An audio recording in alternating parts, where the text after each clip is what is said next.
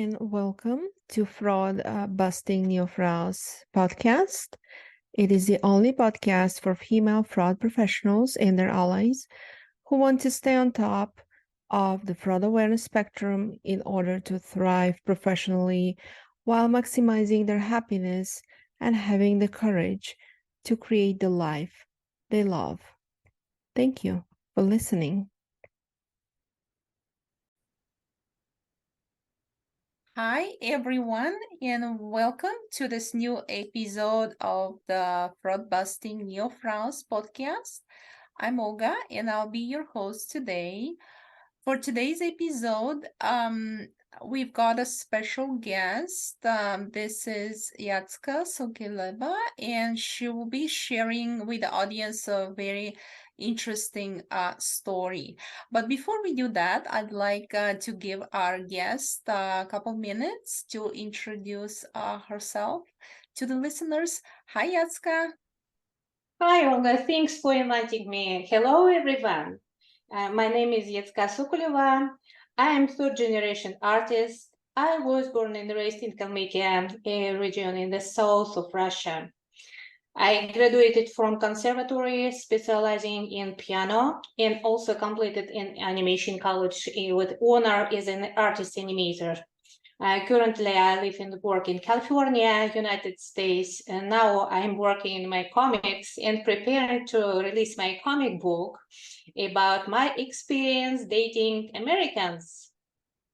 Thank you so much for this wonderful introduction.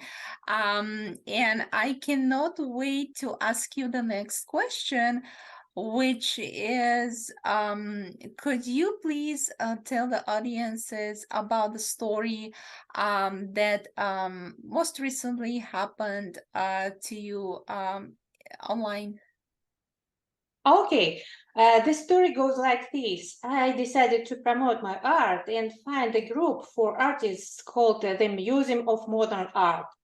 I was accepted into the group and started scrolling through the feed. Suddenly, I saw an artwork by my old friend Lina Gelfer. Below her artwork, there was a comment from a group member named Pamela Russell.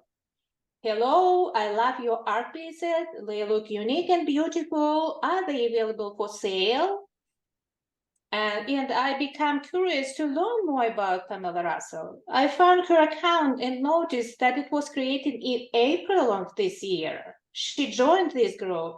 I searched for her name within the group and saw that Pamela Russell made the same offer to several different artists within one day. Hello, I love your art pieces.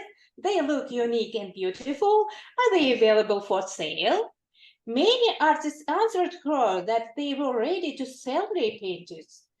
I grew suspicious of this account and started investigating it.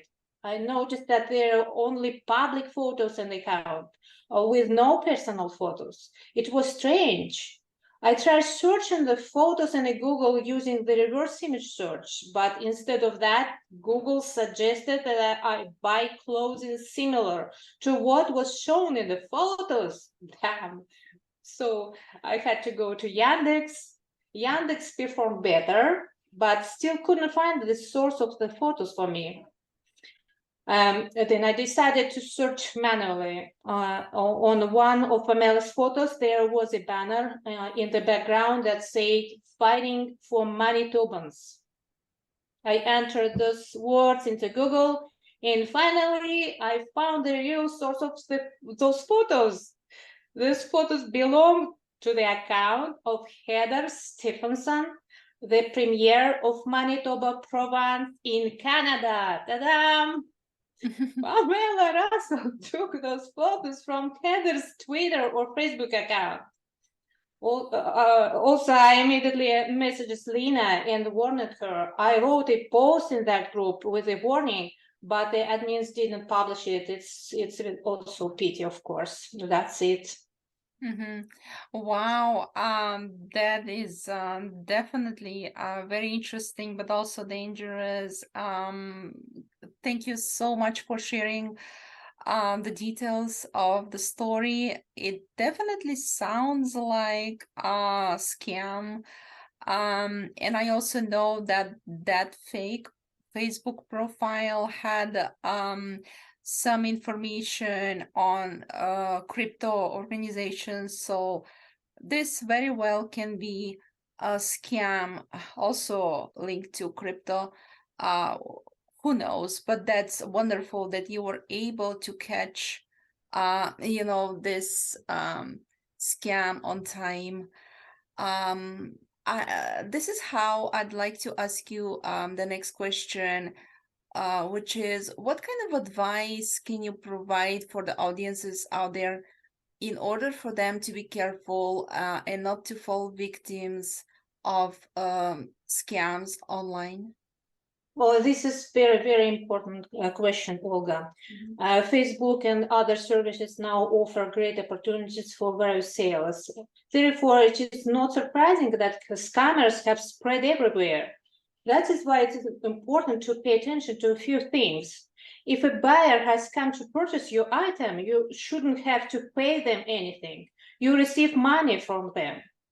Scammers often rush the sellers and induce stress. This is done intentionally so that the seller doesn't have enough time to understand what is happening. And the next one is check your bank account to verify if the transaction has actually taken place or not. Scammers may send fake payment receipts via email. Make sure to check your account directly rather than relying solely on email notifications. And remember, even if the transaction has gone through, refer back to point one. You shouldn't owe anything to the buyer. You are the seller, and the buyer shouldn't be the one owing you. That's it. Thank you so much for this detailed advice. I really appreciate it, and I'm sure that a lot of listeners would benefit from your advice and also your experience online. Thank you so much for your time being our guest today. Thank you, Olga. Thank you. You're very welcome.